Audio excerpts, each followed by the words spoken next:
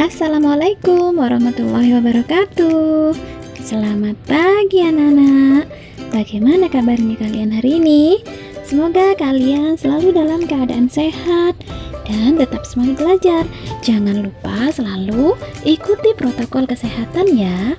Cuci tangan dengan sabun dan selalu menggunakan masker jika keluar rumah. Anak-anak, kali ini kita akan belajar tema 3, subtema 3, pembelajaran ketiga. Ayo kita mulai. Anak-anak, untuk menjadi seorang penemu, kita harus memiliki tubuh yang sehat.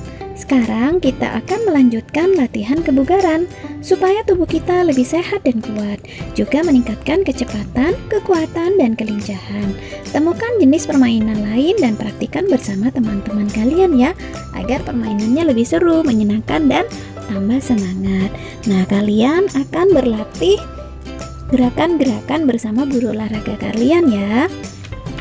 Anak-anak, pada pembelajaran sebelumnya kita sudah membuat rangkaian seri paralel. Nah, ini ibu ada teks eksplanasi. Mari kita baca anak-anak. Rangkaian lampu di kelasku. Rangkaian listrik seri dan paralel banyak dipakai buat penerangan di berbagai tempat. Rangkaian seri sering banget kita lihat pada hiasan pohon Natal atau hiasan pada pohon-pohon besar di sepanjang jalan raya. Pada dasarnya, dalam kehidupan sehari-hari, terutama di rumah, rangkaian listrik yang mengakomodir arus energi buat penerangan adalah merupakan gabungan dari rangkaian listrik seri dan paralel. Rangkaian ini dikenal dengan nama rangkaian listrik campuran. Dengan demikian, kedua jenis rangkaian ini akan saling melengkapi satu sama lainnya. Seperti halnya lampu di kelasku yang menggunakan rangkaian listrik campuran. Terdapat 3 buah saklar dengan 4 buah lampu di kelas. Saat saklar 1 atau S1 dinyalakan, maka yang menyala adalah hanya lampu 1 atau L1. Saat saklar 2 atau S2 dinyalakan, maka hanya lampu 2 atau L2 yang menyala. Saat saklar 3 atau S3 dinyalakan, maka lampu 3 atau L3 dan 4 atau L4 menyala. Dengan kondisi tersebut, maka rangkaian seri pada lampu di kelas adalah L3 dan L4, sedangkan rangkaian paralel adalah L1, L2, dan L3, L4. Rangkaian paralel akan sangat membantu sekali penghematan biaya listrik, karena kita tidak perlu menyalakan semua lampu saat cuaca tidak terlalu gelap. Kita hanya perlu untuk dapat menyalakan lampu sesuai kebutuhan. Nah, anak-anak, dari teks eksplanasi rangkaian lampu di kelas, kita semakin paham ya, jika ada rangkaian seri dan rangkaian paralel yang dicampur jadi satu. Nah, berarti rangkaian itu merupakan rangkaian campuran karena terdiri dari 2 rangkaian, yaitu seri dan paralel. Ada kelebihan dan kelemahan masing-masing dari rangkaian tersebut ya. Nah, anak-anak, sekarang coba cermati kembali teks eksplanasi yang kita baca. Kita temukan kosakata non baku dan kalimat tidak efektif dalam teks dan perbaiki dalam tabel berikut anak-anak. Sekarang kita cari dulu ya. Sekarang kita lihat dulu kosakata non bakunya. Pada paragraf pertama itu ada kata dipakai, buat, banget ya, kemudian sama. Nah, mari kita perbaiki. Dipakai itu non baku ya, kita perbaiki menjadi kosakata baku menjadi dipakai.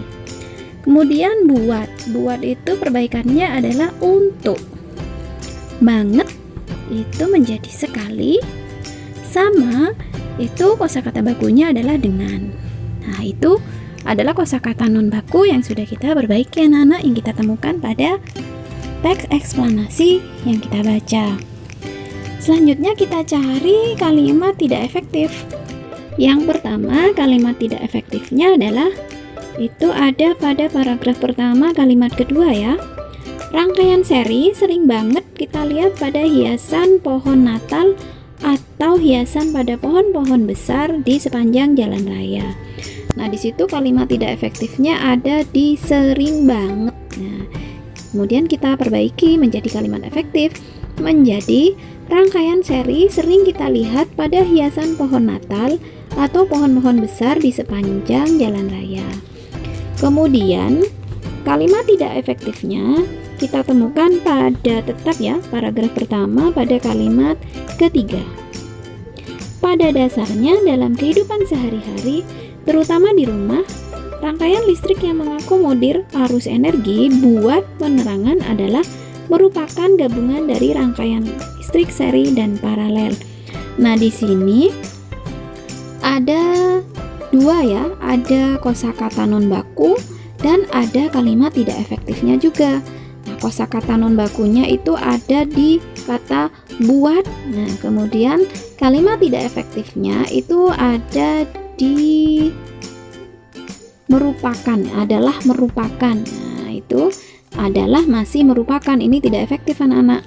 Jadi perbaikan kalimat efektifnya adalah dalam kehidupan sehari-hari, terutama di rumah, rangkaian listrik yang mengakomodir arus energi untuk penerangan merupakan gabungan dari rangkaian listrik seri dan paralel. Jadi kata buat tadi dirubah menjadi untuk, kemudian adalah merupakan. Nah, adalahnya tidak bisa dipakai karena adalah dan merupakan itu definisinya tujuannya sama untuk menjelaskan. Selanjutnya itu ada pada tetap paragraf pertama itu kalimat ke-5. Dengan demikian, kedua jenis rangkaian ini akan saling melengkapi satu sama lainnya. Nah, kalimat efektifnya menjadi sehingga kedua jenis rangkaian ini saling melengkapi. Nah, dengan demikian ini tidak efektif anak-anak. Dengan masih demikian. Nah, itu dirubah menjadi kalimat efektifnya sehingga. Kemudian di sini ada kata kedua jenis rangkaian ini akan saling. Nah, akan saling. Akannya tidak usah dipakai lagi anak-anak, menjadi kedua jenis rangkaian ini saling melengkapi. Nah, satu sama lainnya juga itu tidak perlu digunakan lagi. Selanjutnya itu pada paragraf kedua itu kalimat ketiga. Saat saklar 1 atau S1 dinyalakan, maka yang menyala adalah hanya lampu 1 atau L1.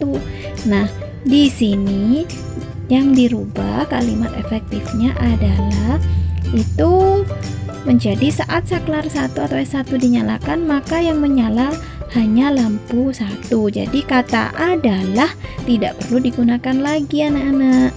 Kemudian pada paragraf ketiga itu pada kalimat pertama ya, rangkaian paralel akan sangat membantu sekali penghematan biaya listrik. Nah, ini kalimat tidak efektifnya ya, kita rubah lagi menjadi kalimat efektif. Rangkaian paralel sangat membantu menghemat biaya listrik.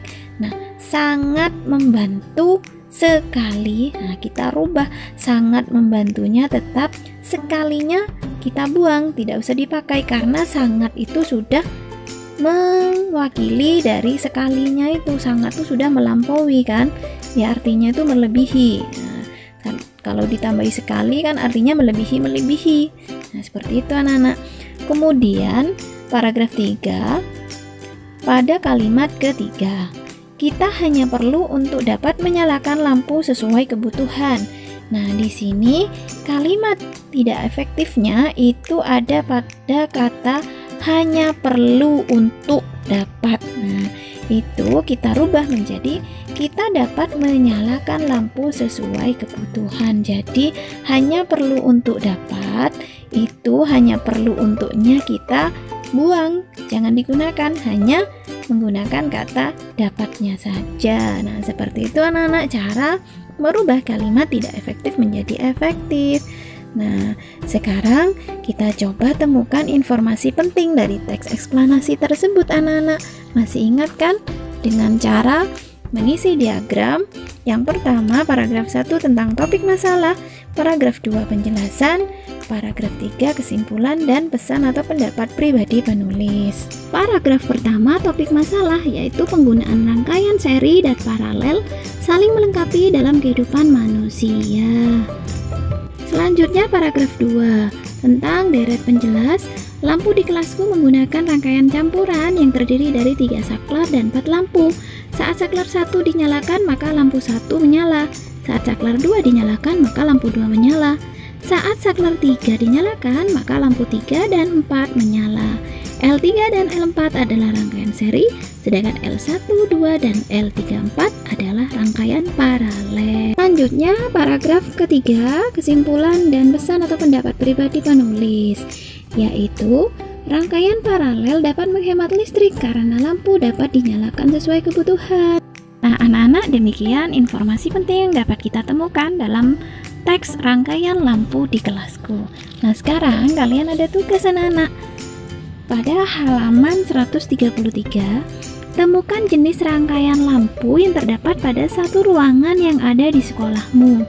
Nah, karena kalian belajar dari rumah, nah kalian temukan rangkaian lampu yang terdapat pada salah satu ruangan di rumahmu ya. Perhatikan langkah-langkah berikut dalam mengerjakan tugas. 1. Pilih satu ruangan di rumah kamu yang kamu sukai. Kedua, amati jenis rangkaian yang digunakan dalam memperhatikan jumlah saklar dan jumlah lampu di ruangan tersebut. 3. Nyala dan matikan saklar untuk mengetahui posisi lampu yang menyala dan yang mati. 4. Catat hasil pengamatanmu. 5. Gambar rangkaian lampu tersebut sesuai dengan hasil pengamatan. Simpan hasil kerjamu untuk digunakan pada pertemuan berikutnya, anak-anak. Nah, ini tugas ini nanti kita bahas pada pertemuan berikutnya. Nah, anak-anak, mari kita renungkan apa yang telah kamu pelajari hari ini. Apa ya? Tentang rangkaian seri paralel yang dijadikan satu sehingga menjadi rangkaian campuran. Kemudian apa manfaatnya di masa depan? Nah, manfaatnya di masa depan anak-anak. Di masa depan, nah, kita tetap dapat menikmati rangkaian tersebut. Kita dapat menggunakan rangkaian-rangkaian tersebut dalam memenuhi kebutuhan. Nah, kita di masa depan juga tidak akan pernah tahu siapa di antara kalian yang kelak bisa menjadi penemu anak-anak yang memiliki temuan yang sangat bermanfaat bagi dunia. Sudahkah kamu teliti saat melakukan pengamatan rangkaian lampu? Nah, waktu mengamati itu apakah kamu sudah mengamati dengan teliti anak-anak? Nah, sekarang Ibu akhiri pembelajaran kali ini. Tema 3, subtema 3, pembelajaran ketiga. Terima kasih yang sudah mengikuti pembelajaran sampai selesai. Sampai jumpa pada pembelajaran selanjutnya anak-anak. Jangan lupa like, subscribe, dan hidupkan notifikasi loncengnya ya, agar kalian tidak ketinggalan pembelajaran selanjutnya. Mohon maaf bila ada kata dan penjelasan Bu Mami yang kurang tepat. Terima kasih. Wassalamualaikum warahmatullahi wabarakatuh.